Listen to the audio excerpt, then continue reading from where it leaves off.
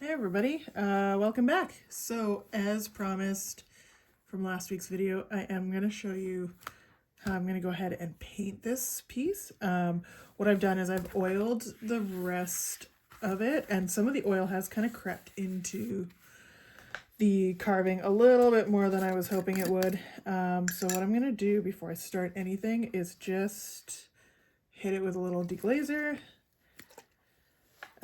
just to kind of get rid of any surface oils that might still be looming around there, just so our paint's gonna stick and last for a very, very long time.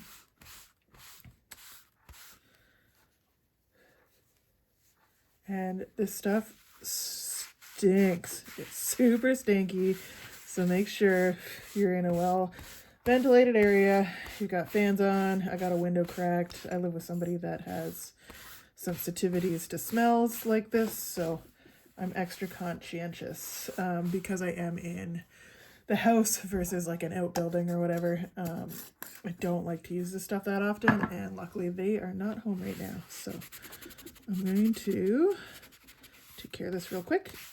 Hopefully by the time they get back, the smell's gone. So this is a fairly simple one to paint. It is kind of, like the traditional American style tattoo, which is, very few colors and just sort of a nice, I want this to end up looking like almost a little bit of a watercolor effect. So what I'm gonna do, and I'm using Alpha 6 paints for this. As we all know, this is my favorite brand of paint. They work so flippin' good. And yeah, they're really awesome, and they hold up for a very, very long time. So I have had some people ask how, or like express their concerns that, paint seems like it's too big and thick and whatever. And I'm going to show you ways to sort of avoid that. This is just the water-based reducer. I like to pour myself like a little bit of a cup of that, just to kind of have it off to the side. And I'm going to use that to really thin down my paints. And so I used to do this with back when I still used Angelus paint. Again, nothing wrong with them. Super great paint, works super well. I used to use water with them though, and the Alpha 6 line, they suggest that you use their water-based reducer, and I'm going to have to go with, because they're suggesting it and they're the ones that know the formula and the longevity of their product, I think it's best to go with the manufacturer's suggestions. So as you see here, I've gone ahead and thinned this white right down. I just want a very faint layer around the outsides of the clouds. For now, this could change. I do tend to change things up a little bit while I'm working, and this is my first time painting one of these, so I'm bound to take some little liberties here and there. And so you just want just enough on your brush. I do dab sort of like on a towel off to the side. You don't want excesses of paint. That's when you get streaks. That's when you get like weird little, dips and valleys in your paint. You want to put it on nice and thin. And another huge pet peeve of mine, and this is also something that will just help your tools last longer, is sometimes I see people posting videos and their paintbrushes are all like goobed up with paint and it's covering this little ferrule here, and you don't want that. What it's going to do is it's going to get into the bristles too deep, and you're not going to be able to wash it out, and over time it just builds up, it gets crunchy, it's no good. You end up with little chunks of paint coming down. It's just best practice, keep your paint to the bottom half of your brush And make sure that when you're done for the day, or even if you're just done for a couple of hours, go clean your brushes. Just keep them happy. And that's just going to make your tools last so much longer. And so there are a couple different types of brushes that I personally like to use. Alpha 6 does have their own line, and that's what these are. They're fairly inexpensive for a pretty large, like substantial set. I found a lot of them are sort of geared towards pinstripers, so they're like a little bit on like the long and skinny side. But I mean, they are awesome for, you know, pulling nice big lines and stuff with as well too.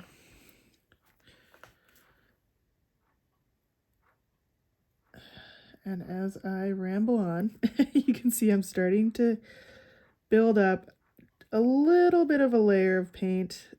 Again, like I said, I want this to look a little bit like a watercolor, so I am going very light with my application. And if I want to build up a little bit more, I can do that. You know, you can always build it up heavier. You can't take the paint back unless you get into sanding or something like that. But like I said, you can just do nice, thin, even layers.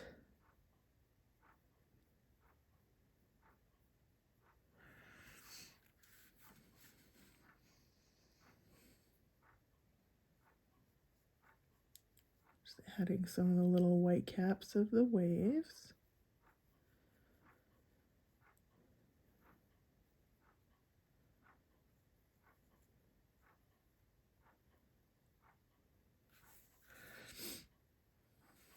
And I kind of like, personally, I like to work light to dark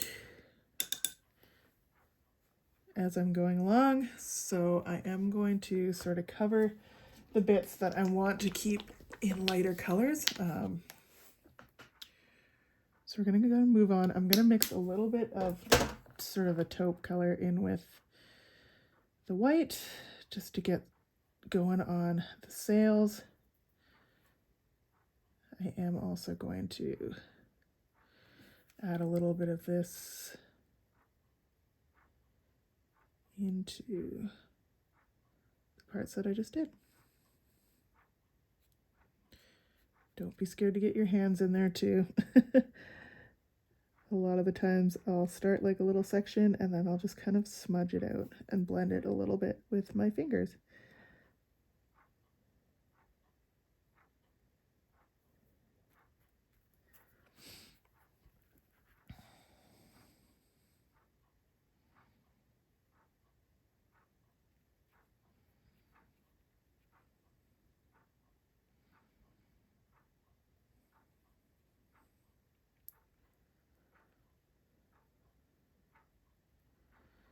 And with practice, you're going to learn brush control and things as well.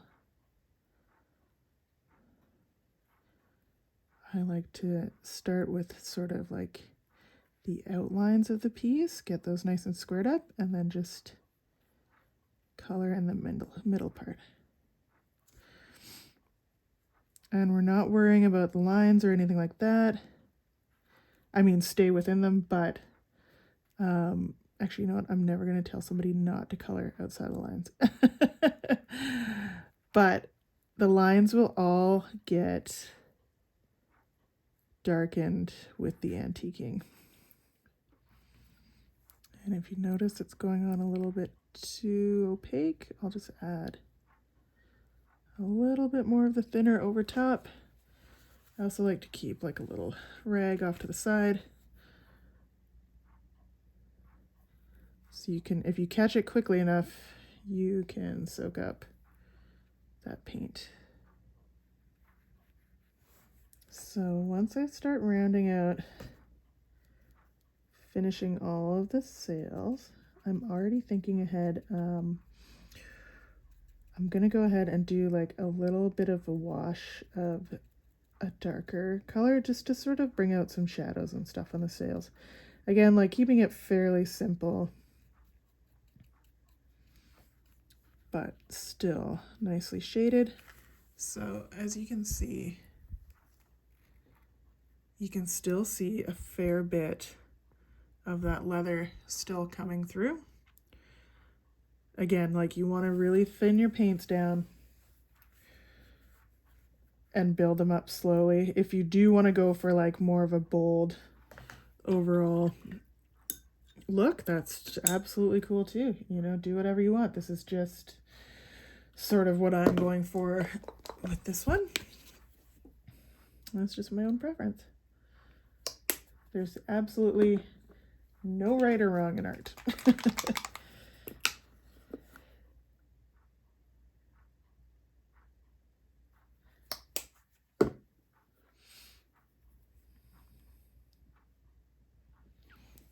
Now for this, I am going to switch to a little bit of a smaller brush.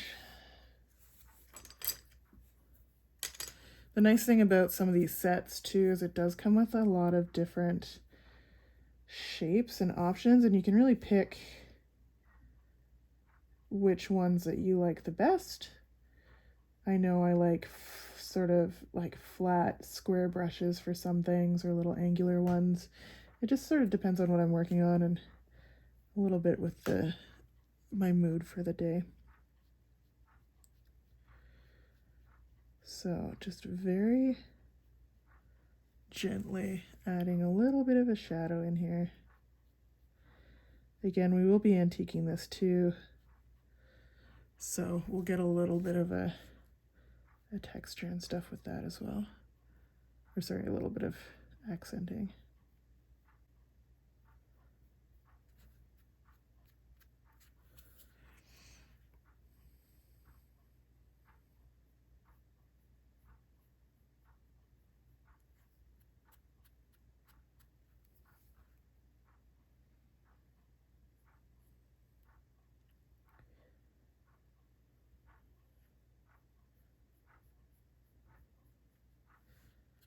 And I'm just kind of blending out my shading a little bit just with my finger.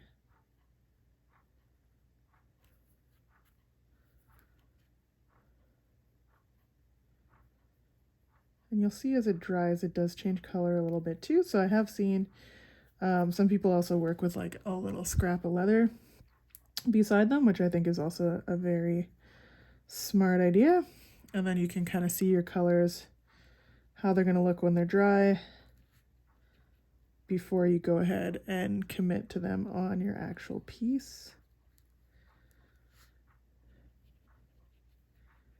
I work a little more cavalier than that and just kind of go for it and find out as we go.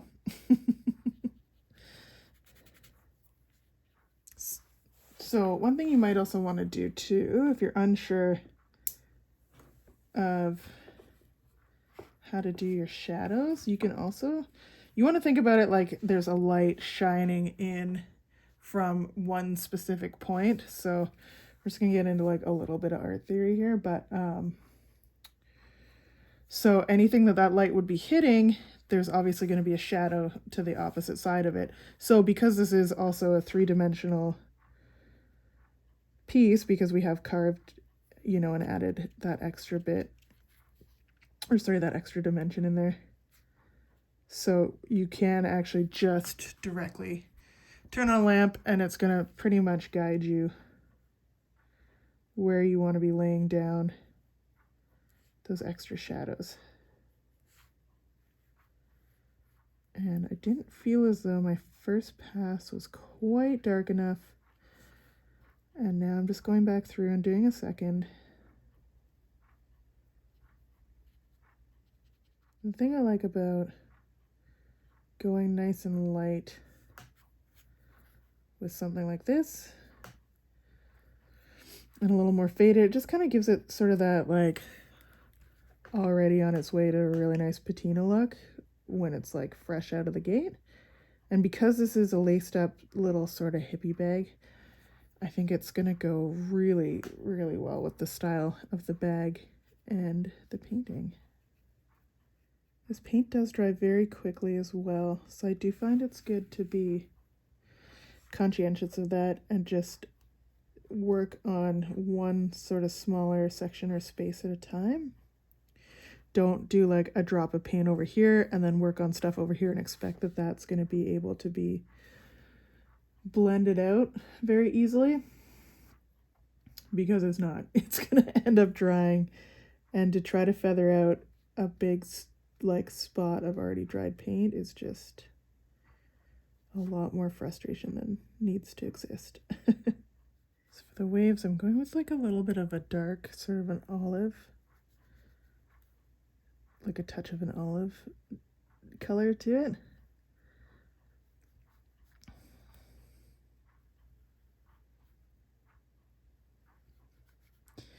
And I had a conversation with someone recently where they were asking what colors I would recommend buying. And honestly, I think one of the best things you can do when you're especially getting into painting or sort of any kind of art, is learn your primary colors. Red, yellow, blue, black, and white. That's it. That is literally all you'll ever need. Growing up, when I was, painting and art class and stuff, I went to a school, didn't have any money. Our art department had no money, so that was all we got. We had these huge jugs of red, yellow, blue, black, and white tempera paint. We were welcome to bring in our own paints and stuff, and our teacher she was such a kind lady. She would, she would help us out and sort of teach us how to use our own stuff, but unfortunately the school couldn't provide it for her. We didn't even get to do like oil painting or anything like that, just because it was too expensive. But I do really think that made me personally a much better artist, just having to learn how to work with what little we had and to form, colors and art and all this stuff out of those basic ingredients. And I think that really lends well to, leathercraft as a whole. I think right now out there's a lot of people that like to sell flashy tools, like a lot of it's questionable. Some of the, their education it's there and it's appreciated and it's wonderful, but I think there's also a lot of focus and emphasis on having 1,000 Amazon links on your descriptions and telling people they need this new flashy brand new ruler or whatever that's going to change their life. And honestly, it's not really the case most of the time. A lot of things, like I do say, definitely upgrade to quality items when you can, but there's nothing wrong with cheap starter kits, especially with tooling stamps and stuff. Tooling's not everybody's cup of tea. So, when you're starting out, just get one of those cheap little basic sets, figure out which tools you really like using, and upgrade them from there. Get nicer ones, whatever. I mean, sure, if you can find a set of really nice vintage Craft Tool Co. stamps and whatnot, like on eBay or something, like by all means go for it. But I think my best advice is just, start small. Just start with what you need. I know when I was getting back into this back in 2021, I'm not going to name any names, but I was following some bigger accounts and ended up falling into a lot of credit card debt. I have a lot of tools with big names on them that I don't use them. They're sitting in a drawer. I haven't even paid them off yet. It's ridiculous. Like, you don't always need a flashy knife. Get a Olfa cutter. Learn how to use a box cutter blade. Like, they're cheap. They're, once you're done with one blade, you snap it off and you got a fresh one. They're great. It's amazing.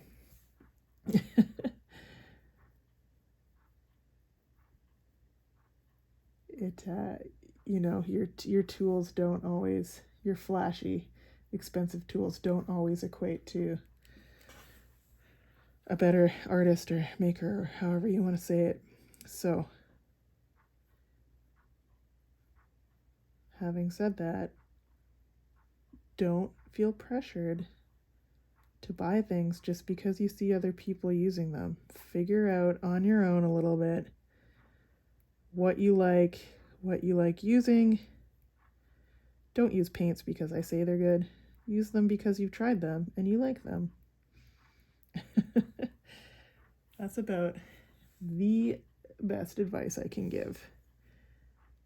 Like I've said in past videos, like I'm just hoping to sort of help y'all build up some confidence, gain a little bit of knowledge, and be able to sort of take some of these little tips and lessons and whatever and apply them to your own work and, you know, make your own style, come up with your own way of doing things, have some fun with it, you know, create things because you like creating them, not because you think you have to. So, all I really have left here is I'd like to add like a little bit of kind of a sunset and just a tiny bit of red to the hull of the boat, and that's it. Then I'm going to let this dry and I'm going to antique it. And then I'll turn it into a precious little hippie bag that I'm very, very excited to finish. I'm just very lightly building up this yellow.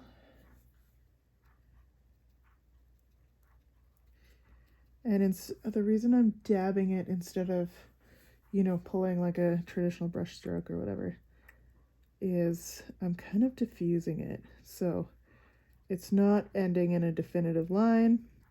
It's a little more sort of freeform. And I'm being very careful not to bounce over the nice light part of the boat.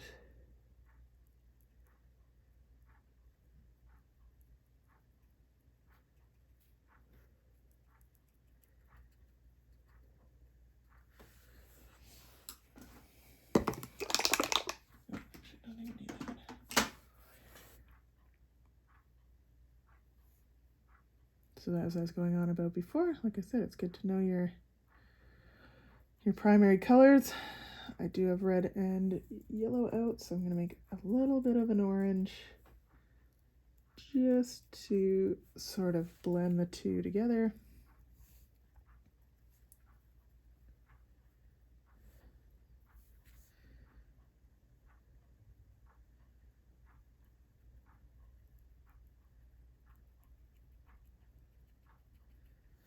And just very lightly dabbing this on.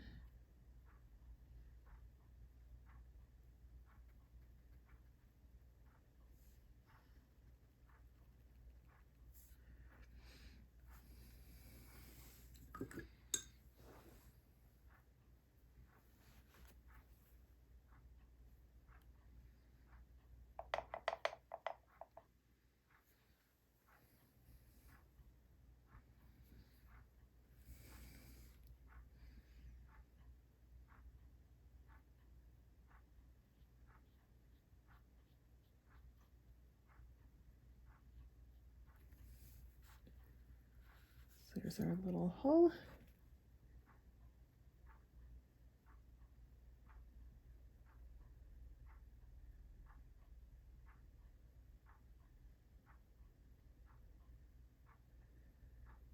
And it never hurts to kind of go back and forth between kind of orange and red and just really blend it in there. And like I said, just work in little small sections so you're not feeling the pressure. And you're just keeping your paint moving.